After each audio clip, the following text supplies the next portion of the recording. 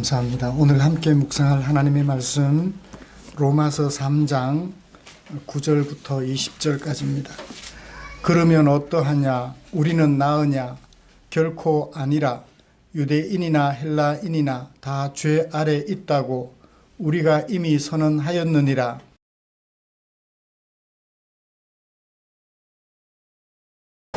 우리는 지난주에 하나님의 진노가 하늘로부터 이 세상에 나타났다고 하는 말씀을 들었습니다.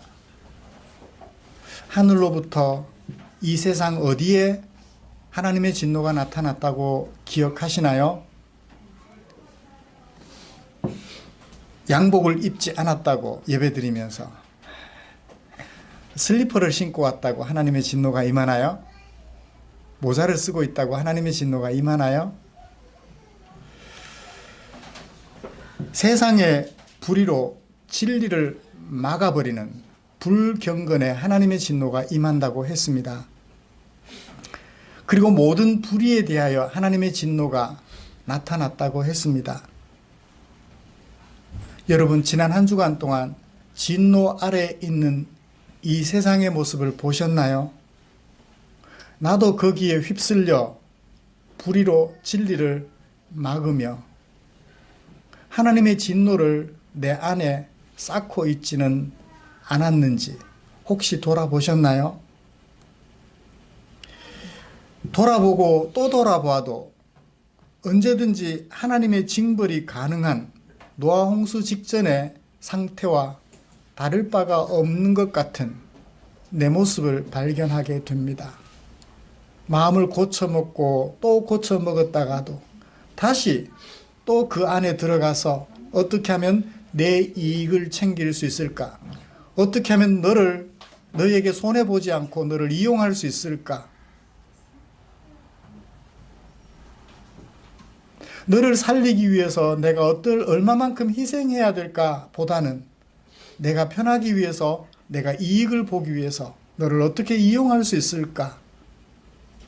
거기에 매몰되어 살아가는 제 모습을 발견하면서 참 안타까운 점을 발견했습니다. 정도의 차이는 있지만 사람들마다 그런 생각에서 벗어나기란 쉽지 않음을 우리는 압니다. 여러분, 이런 세상을 살아가면서 무엇이 더 필요하다고 느껴지던가요? 돈이 더 필요하던가요? 집이 필요하던가요? 권력이 필요하던가요? 성공이 필요하던가요?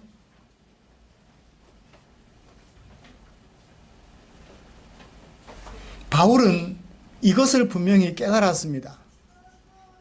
죄로부터 구원받는 것이 필요하다라는 것을 말입니다. 하나님의 진노가 나타난 세상에 살아가면서 하나님의 진노를 벗어나게 된 것은 물론 하나님의 구원을 받은 것을 인하여 감사하며 살아가는 우리입니다. 그럼에도 불구하고 죄로부터 구원받은 그것을 최고의 가치로 여기지 못하고 여전히 또 다른 것이 내게 가치가 있는 것처럼 거기 매몰되어서 헤어나오지 못하고 살아가는 남편으로서 아내에게 권위를 지키기 위해서 그것을 최고의 가치인 것처럼 이건 못 참아, 저건 참아도 이건 못 참아 라고 말을 하며 살아오지는 않았는지요. 하나님의 은혜로 진노 아래에 있는 세상을 은혜 아래로 인도하며 그리고 실제로 그런 삶을 살아가려고 하는 우리를 위하여 하나님께서는 귀하고 귀한 말씀을 남겨주셨습니다. 오늘은 그 중에 로마서 3장 9절부터 20절까지 말씀을 살펴보면서 1장 18절부터 3장 20절까지의 결론으로서 그 말씀을 단락 지으면서 마무리하면서 살펴보려고 합니다. 말씀을 살펴보는 중에 이 중에 담아두신 하나님의 마음이 우리의 마음속에 고스란히 옮겨져서 감동의 물결이 일렁거리는 귀한 시간 되기를 원합니다. 먼저 우리가 함께 읽은 본문을 좀 정리를 하고 설교 방향을 여러분들과 함께 찾아보겠습니다. 9절부터 18절까지는 모두가 다 죄 아래에 있다 하는 말씀을 하고 있습니다. 대표적으로 누구를 예로 들었나요? 유대인이나 헬라인이나. 바울 입장에서 유대인이라고 하면 하나님의 백성으로 이미 부름받은 사람들이라고 생각을 하고요. 헬라인은 하나님의 백성으로 부름받은 사람들에게서 예외가 되는, 제외되어 있는 사람들입니다. 그러므로 이 두 부류를 말한다는 것은 수사적으로 제유법이라고 그래요. 하나를 들어서 전부를 표현해주는. 유대인은 이미 하나님의 백성으로 부름받았다고 하는 사람들. 그 다음에 헬라인은 하나님의 백성으로 부름받지 않은 모든 인류. 거기에는 흑인, 백인, 남자, 여자, 노인, 어린이, 장애인, 비장애인 모두 다 포함하는 그런 사람들이죠. 모두가 다 하나같이 죄 아래에 있다라는 것을 얘기를 해줍니다. 그리고 19절부터 20절에서는 율법 아래 살아가고자 하는 자들을 얘기를 해줍니다. 아니야, 나는 내게 율법만 있으면 나는 그 율법을 잘 지켜서 죄로부터 해방될 수 있어 라고 하는 사람들에 대한 이야기를 해요. 내게 법만 있다면 나는 법을 잘 지켜서 100% 법을 지켜서 멋있게 살아갈 수 있어. 죄로부터 해방될 수 있어. 법이 없는 게 문제야 라고 하는 사람들에 대하여 최종적으로 한 방 먹입니다. 그렇게 오늘 말씀이 끝이 나요. 그러므로 오늘은 이런 본문을 가지고 죄 아래에 있는 세상의 모습을 먼저 살펴볼 것입니다. 그리고 죄 아래에 있는 세상에서 벗어나고자 율법만 있으면 되라고 말하는 사람들에게 율법은 어떤 역할을 하는지 살펴보면서 정말 우리에게 필요한 것은 무엇인지, 이 세상을 살아가는 우리, 최대의 과제를 안고 살아가는 우리에게 정말 필요한 것이 무엇인지 마지막으로 살펴보고 설교를 마무리하려고 합니다. 그러면 어떠하냐? 우리는 나으냐? 여기 우리는 누굴까요? 유대인들을 말해요. 바울이 유대인이거든요. 유대인인데 12지파 중에 누구의 후손? 베냐민 지파의 후손이에요. 베냐민 지파의 후손으로서 율법으로 아주 탁월한 사람입니다. 우리는 나으냐? 아니다. 우리도 똑같다. 이렇게 말을 해도 뒤에 9장 10장에 가서 유대인에 대한 이야기를 할 때 유대인은 특별하다라고 자꾸 해석하는 사람들이 있어요. 3장 9절을 무시하는 사람들이죠. 문맥 속에서 이해를 하면 유대인들이라고 특별하지 않다는 것을 알 수가 있습니다. 하나님의 부르심을 받아야만, 하나님의 은혜를 입어야만 하나님의 백성이지, 혈통적으로 유대인이라고 하여 다 하나님의 백성이 되는 것은 아님을 알게 되죠. 유대인이나 헬라인이나 우리 모든 인류가 다 죄 아래에 있다고 선언하였다. 중심문단으로 우리에게 얘기를 해줍니다. 무엇을 근거로 그런 얘기를 하나요? 바울은 그 근거로 기록된 말씀을 인용합니다. 몇 절부터 몇 절까지요? 10절부터 19절까지, 18절까지. 기록된 말씀들을 쭉 가지고 와서 봐라.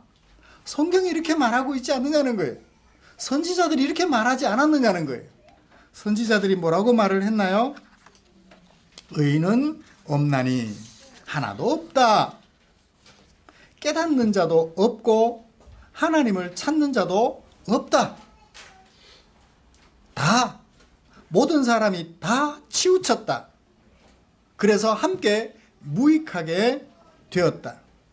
선을 행하는 자도 없고 하나도 없고 그들의 목구멍은 열린 무덤이다. 열린 무덤은 뭐예요?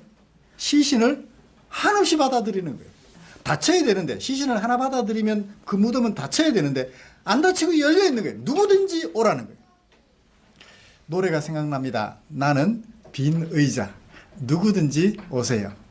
나는 당신을 위해서 내 자리를 내어줄 수 있습니다. 빈 의자가 생각이 나요. 빈 무덤이, 열린 무덤이에요. 누가요? 세상이. 그 혀로는 뭘 말해요? 속여요. 입술에는요, 독사의 독이 있어요. 말이 독이 돼서 화살이 되어서 사람들의 마음에 나 아닌 너의 마음에 비수를 꽂아요. 말로.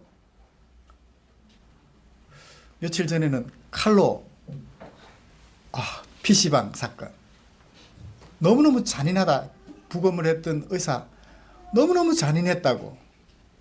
그걸 심신미약으로 봐야 되느냐 의심이 될 정도로 너무 잔인했다고. 사실은 그것도 심각하지만 말로 하는 상대방에 꽂아놓는 비수. 이 사람들이 다 그렇다는 거예요. 그 입에는 저주와 악독이 가득하다.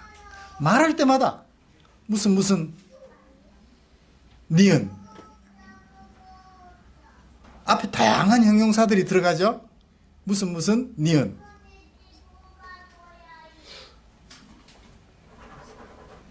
그 발은요, 어디로 빨리 달려가요? 상대방에게 피를 흘리는데 빠릅니다.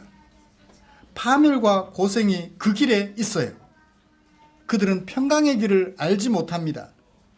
그들의 눈앞에는 하나님을 두려워하는 게 없어요. 속된 말로 겁이 없어요.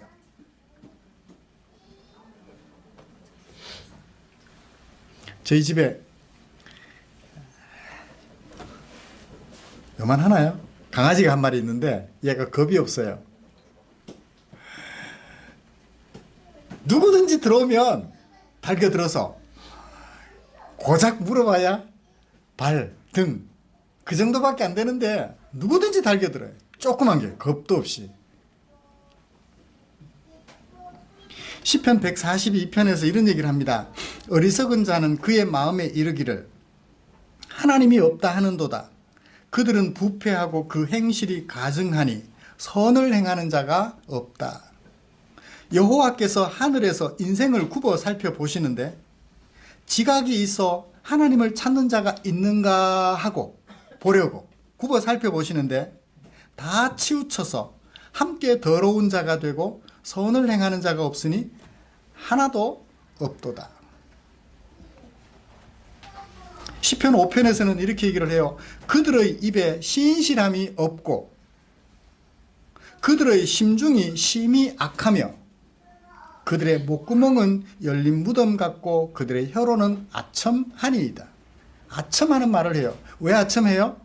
오늘보다 내일 더 높은 자리로 올라가려고. 3등에서 2등 가려고, 2등에서 1등 가려고 이미 1등 자리에 앉은 사람에게 아첨해요.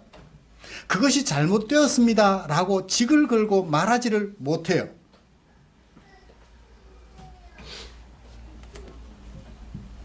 시편 140편 1절에서는 이렇게 말합니다. 여호와여 악인에게서 나를 건지시며 포악한 자에게서 나를 보존하소서 라고 말을 해놓고 악인과 포악한 자에 대하여 부연 설명하기를 그들이 마음속으로 악을 꾀하고 싸우기 위하여 매일 모인대요.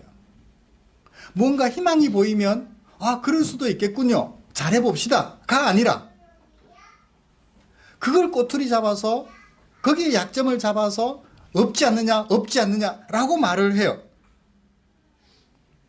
날마다 어떻게 하면 꼬투리 잡아서 흠 잡아서 걸고 넘어질까?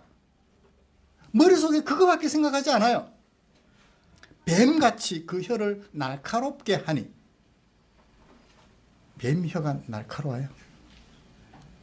뾰족하긴 합디다마는 아마 그 낼름거리는 뱀 혀를 직유법으로 사용해서 사람들을 공격하기 위하여 준비하는. 뱀이 혀를 왜 날름거리죠? 온도를 측정하는 거예요. 앞에 있는 존재가 열을 가진 존재인지 아닌지를 파악하기 위하여 혀를 내민대요. 야콥 무슨 기관이라는 건가요? 거기서도 체온을 감지한대죠. 그래서 내가 공격할 대상인지 아닌지 점검하는 차원에서 혀를 날름거린다는 것입니다. 공격하기 위해서 혀를 날카롭게 하는. 그 뱀은 혀를 날름거리지 못하는 순간 아마 먹이를 못 찾을 것 같아요.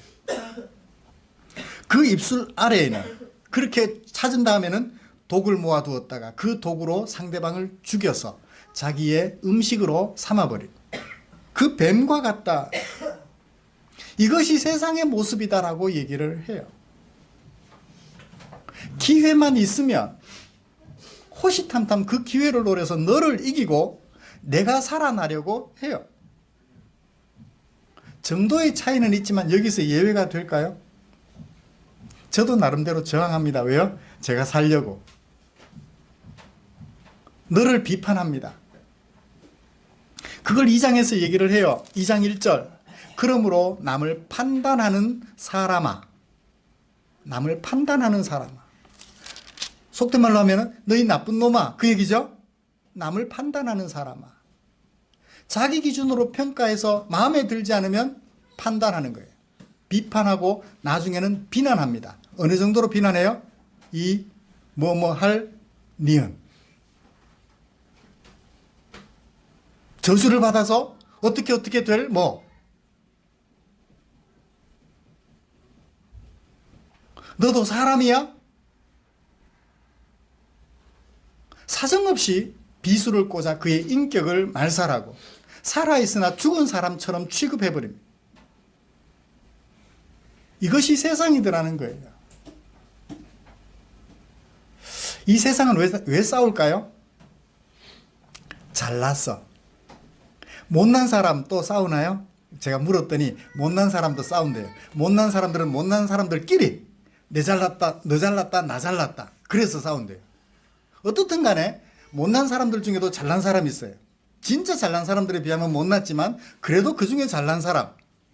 이 세상 사람들은 그러므로 무슨 경쟁을 하는 거예요? 어떤 경쟁을 해요? 잘난 경쟁을 하는 거예요. 내가 너보다 낫다는 겁니다. 그러다 보니까 상대방을 무시해요. 교만해져요. 작으면 작은 대로 자기보다 더 작은 사람들 앞에서 교만해요. 결국 누구 앞에 서면 깨갱하나요? 온전히 거룩하신 하나님 앞에 서면 깨갱하겠죠. 그렇게 될 때까지는 한없이 경쟁을 하는 거예요. 무엇을 위한 경쟁? 잘난 경쟁을 하는 거예요. 내가 너보다 낫다는 겁니다. 많이 가졌고 많이 배웠고 많이 알고. 그래서 내 앞에 뭐하라? 조용하라는 거예요. 내가 시키면 시키는 대로 하라는 거예요. 이게 여러분 세상의 모습인 것 같아요. 저와 여러분들 나는 아니에요 라고 말하실 분 계시나요?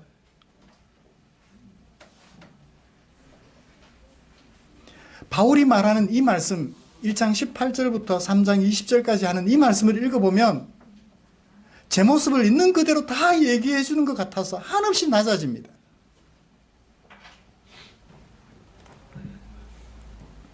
사랑하는 성도 여러분, 자신의 과거의 모습 그리고 현재의 모습을 발견하면 발견할수록 사람들은 내 인생의 최대의 과제가 무엇인지를 알게 돼요.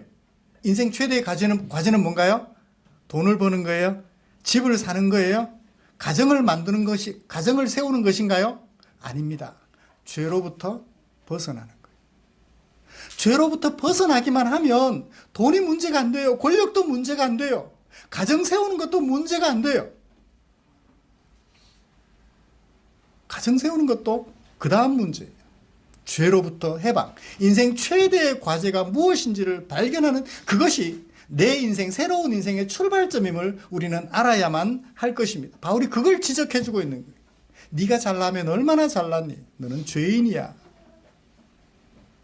모두 다 죄 아래에 있다라는 것을 지금 간곡하게 로마에 있는 사람들에게 알려주는 거예요.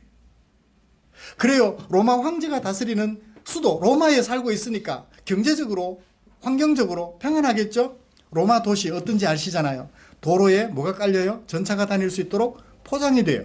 요즘처럼 포장은 아니지만 그냥 비포장이라도 다르다고요. 돌이 깔려 있고요. 대리석들이 깔려 있어요. 도로에. 폼페이 최후의 날 영화를 보셨잖아요. 폼페이라는 도시가 어떻게 만들어져 있었는지. 로마라는 도시가 황제가 사는 수도라 어떤 형식으로 만들어져 있었는지 우리는 고증 자료들을 통해서 조금은 짐작해 볼 수 있습니다. 시골의 옛날에 어릴 적 우리가 살았던 그런 도로와는 비교가 되지 않는 도로들이에요. 마차가 다닐 수 있고 황제가 진군할 때 개선 장군처럼 들어올 때 모든 사람들이 모여서 함께 축하하고 노래할 수 있는 광장이 있어요. 그런 곳에서 생활하니 어때요? 호랑이 나타날까? 거대한 코끼리 나타날까? 두려워했던 그 시골 사람들과는 비교할 수 없을 정도로 안전한 생활을 하였겠죠. 그런 그들에게 말합니다. 너희들도 죄 아래 있단다. 너희들도 죄 아래 있단다. 이걸 인식하는 사람들이 있어요. 인간에게 최대 과제는 죄다라는 것을 인식하는 사람들이 있기는 합니다. 그 죄를 해결하기 위해서 사람들은 어디를 찾아가요? 산으로 들어갑니다. 욕심을 버리래요. 설법을 말합니다. 욕심을 버리래요. 여러분, 욕심이 버려지든가요? 평생 앉아서 먹지 않고 싸지 않는다고 욕심이 없어지든가요? 욕심으로부터 자유로워질 사람은 없어요. 미움으로부터 자유로워질 사람은 없어요. 죄로부터 해방은 인간 스스로는 결코 불가능합니다. 그래서 바울은 말합니다. 모든 사람은 죄 아래 있다. 그러면서 그 실상을 우리에게 보여주셨던 것이지요. 여러분 인정하시나요? 기독교는 여기서부터 출발합니다. 나는 나 스스로 이 죄 문제를 해결할 수 없는 상태에 있음을 인식하는 데서부터 출발이 돼요. 사람들이 말합니다. 이제 그 다음으로 넘어가서 율법이 있으면 될 것 같아.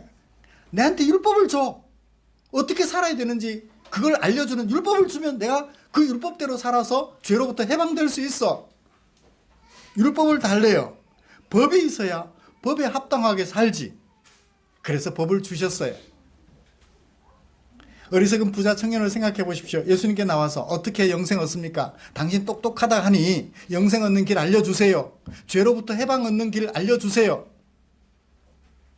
십계명 지켜. 그거 다 지켰는데요. 자신만만해요.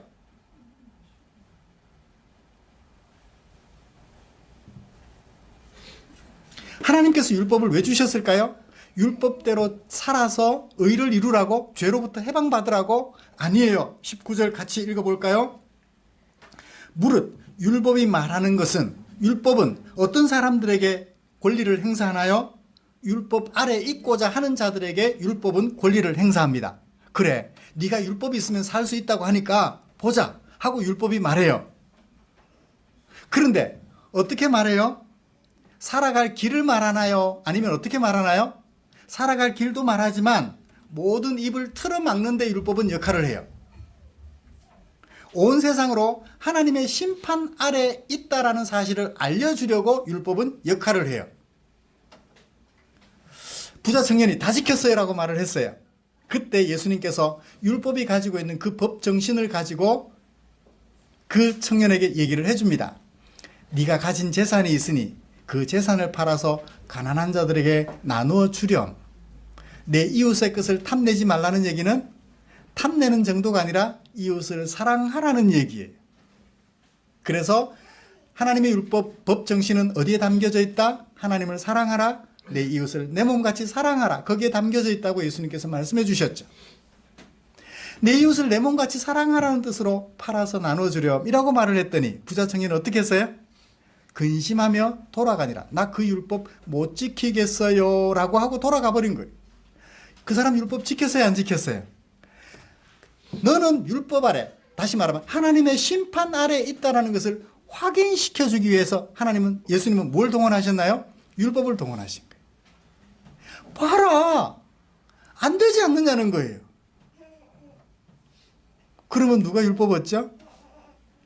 율법을 지켜서 의를 얻을 사람은 한 사람도 없어요. 그런데 우리의 구원은 누가 이루시나요? 하나님께서 이루십니다. 그래서 예수님께서 마지막으로 제자들에게 말씀해 주셨죠. 사람으로는 할 수 없으되 하나님으로서는 하실 수 있느니라. 부자가 구원 얻는 것은 낙타가 바늘구멍으로 들어가는 것보다 어렵다. 가난한 자는 쉬운가요? 사람이라면 어려워요. 가난한 자든지 부한 자든지. 거기 부한 자는 절대적 부한 자가 아니에요.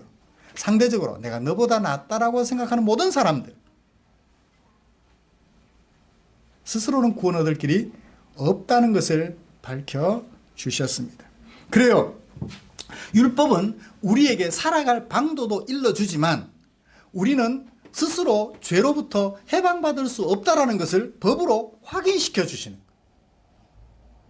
율법의 기능은 두 가지입니다. 하나님의 백성답게 살아야 한다는 길도 제시해 주지만 너는 하나님의 백성처럼 살 수 없어 라고 일러주는 것이 율법이더라고 바울은 얘기합니다. 그러므로 20절 율법의 행위로는 그의 앞에 의롭다 하심을 얻을 육체가 있다 없다? 없다. 율법으로는 무엇을 깨달을 뿐이다? 죄를 깨달을 뿐이다. 죄를 깨닫고 스스로 학대하는 사람이 있어요. 아이고 나는 이 죄에서 벗어날 수 없나 보다 끝이야 라고 죽음을 향하는 사람이 있는가 하면 그 죄, 율법 앞에서 죄를 깨닫고 누구 앞으로 가요? 율법을 주신 하나님 앞으로 가는 사람들이 있어요. 율법을 통해서 죄됨을 깨닫고 하나님 앞으로 가면 하나님께서 구원하는 통로를 만들어 주셨어요. 그게 뭐죠? 우리 구주 예수님이세요. 내가 죽어야 할, 내가 내 죄 때문에 죽어야 할 징벌을 예수님께서 대신 받아 주셨다는 거예요. 나도 그 예수님과 함께 십자가에 못 박힌 후에 예수님과 함께 다시 살아서 이제 새로운 삶을 시작하게 된 것이지요. 사랑하는 성도 여러분, 인생 최대의 과제가 무엇인지 바울의 말씀을 통하여 우리는 살펴보았습니다. 그거 뭐죠?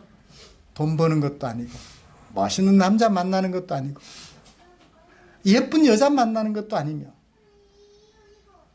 인류대학에 가는 것도 과제가 아닙니다. 우리의 인생 최대의 과제는 죄로부터 해방이라는 거예요. 이것을 인식하는 세상 사람들이 되었으면 좋겠는데 이 세상은 이것조차도 인식을 못해요. 오직 어디에 목매나요? 어떻게 하면 돈을 벌까? 서점에 가면 제일 베스트셀러가 뭔지 아세요? 돈 버는 방법. 주식 투자해서 돈 버는 방법. 뭐 해서 돈 버는 방법. 베스트셀러예요. 창업하는 방법. 어떻게 하면 시험을 높은 점수로 치를 수 있을까? 시험 잘 치는 방법. 오직 돈과 권력과 성공에 매몰돼 버린 이 세상의 모습을 봅니다. 특히 자본주의 사회, 공산주의 사회도 마찬가지겠지만 결국 잘 살아보자고 하는 거니까. 인생 최대의 과제는 죄로부터 해방이라는 현실을 깨닫는 것이 구원의 시작이에요. 그런데 그 죄로부터 해방은 율법으로 시작되지 않습니다. 많이 배우는 것으로 시작되지 않습니다. 누구 앞에 엎드리는 것? 복음 앞에 엎드리는 것. 하나님께서 우리에게 복음으로 소개해 주시고 보내주신 예수 그리스도 앞에 엎드리는 것으로부터 시작되는 것임을 마음속 깊이 새기는 저와 여러분들 되시기를 주님의 이름으로 축복합니다. 기도하겠습니다. 좋으신 하나님 고맙습니다. 오늘 우리를 사랑해 주셔서 자긍심을 가지고 살아가던 로마 시민들에게 이 귀한 말씀을 들려주셨는데 그 말씀이 이제 어느덧 선진국 반열에 들어선 대한민국 백성으로서 긍지를 가지고 동남아에서 온 사람들을 비하하며 얕잡아보고 무시하는 정도 어깨를 펴고 살아가는 우리 대한민국 국민들에게 이 말씀을 통하여 인생 최대의 과제가 무엇인지 발견케 해주시니 참으로 고맙습니다. 하나님 아버지, 죄로부터 해방받는 것, 인간 스스로는 그 어떤 것으로도 헤어나올 수 없는 죄로부터의 해방, 그것이 인생 최대의 과제임을 발견하게 해주셔서 고맙습니다. 이제 이 인생 최대의 과제를 해결하기 위하여 하나님께서 보내신 예수 그리스도 그 주님 앞에 엎드려 주의 은혜를 구하며 죄로부터 해방받아 하나님의 은혜 안에 들어가는 그것을 힘쓰는 당신의 종들 되게 하여 주시옵소서. 우리를 사랑하여 귀한 말씀 남겨주신 주께 감사드리며 예수님의 이름으로 기도드리옵나이다. 아멘.